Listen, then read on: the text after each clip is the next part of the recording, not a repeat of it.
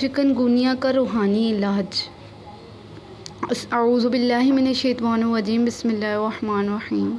अस्सलामु अलैकुम वरहमतुल्लाहि वबरकातुहू। कैसे हैं आप सब? मैं आज आपके लिए एक ऐसी दुआ लेकर आई हूँ जो चिकनगुनिया से आपको महफूज रखेगी। इसके पढ़ने से बाकायदगी आपको असर ज़ाहिर होंगे और आप इस जैसी ख़तरनाक बीमारी से महफूज रहेंगे इंशाअल्लाह।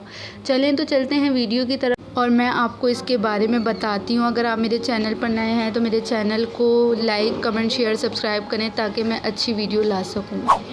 आपके जोड़ों में दर्द है क्योंकि चिकनगुनिया जोड़ों में कमज़ोरी पैदा कर देता है। गर्दन से ये बुखार आ रहा है और इंसान के जिस्म में कमज़ोरी पैदा हो रही है, इसलिए अपने आप को भी महफूज रखें और बच्चों को भी महफूज रखें और इस दुआ को आप पढ़ते रहें।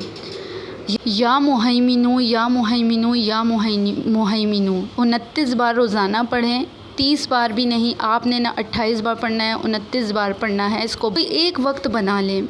एक वक्त बना लेंगे तो आप पाबंद हो जाएंगे। और चलते फिरते आपको या सलामों का विर्द अपनी ज़बान पर जारी रखना है।